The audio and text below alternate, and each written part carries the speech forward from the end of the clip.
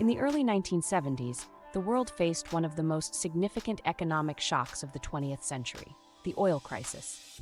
The trigger? A decision by OPEC, the Organization of Petroleum Exporting Countries, to drastically cut oil production, causing a sharp rise in global oil prices. This crisis had far-reaching effects on economies worldwide, but perhaps none more so than in the United States and Europe. But what exactly happened to the economy during this crisis? And how did it affect short-run aggregate supply, or SRAS? Today we'll explore how a supply shock, like the oil crisis, can cause a dramatic shift in SRAS, leading to economic stagnation, inflation, and long-term consequences. In any economy, oil plays a crucial role as a key input.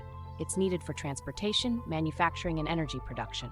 When oil prices skyrocket, as they did during the 1970s, the costs of production for businesses rise sharply.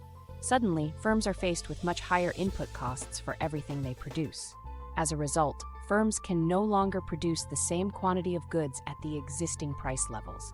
This pushes the short-run aggregate supply, SRAS, curve to the left.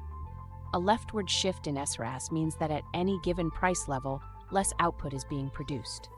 This reduced supply of goods and services led to slower economic growth and higher prices. Now, this leads to a particularly challenging economic situation: stagflation. Stagflation occurs when the economy experiences both stagnation, meaning low or negative growth, and inflation, rising prices at the same time. It's a rare but dangerous mix. As the SRAS curve shifted left, the US and other economies saw slower growth, rising unemployment, and higher inflation. This is a classic example of a negative supply shock, where rising input costs reduce the economy's ability to produce, while consumers still face increasing prices. This increase in prices due to higher production costs is what we call cost-push inflation. The rising cost of oil caused production costs to rise across the board, and even though demand for goods and services remained relatively unchanged, the reduced supply meant consumers faced higher prices. During the oil crisis, inflation in the US jumped to double digits, eroding consumers' purchasing power. Businesses also struggled as rising costs made it harder for them to plan investments or keep prices stable. This was one of the most severe inflationary periods in US history, largely driven by the oil shock. In response, governments took action. In the US, the government imposed price controls and rationing in an attempt to prevent prices from rising too fast. However, these measures often had unintended consequences. Price controls led to widespread shortages, and rationing resulted in long lines at gas stations across the country. This presented a dilemma for policymakers.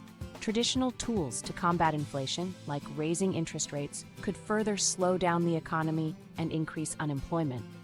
On the other hand, not addressing inflation could lead to even more severe price increases. It was a tough balancing act with no easy solutions.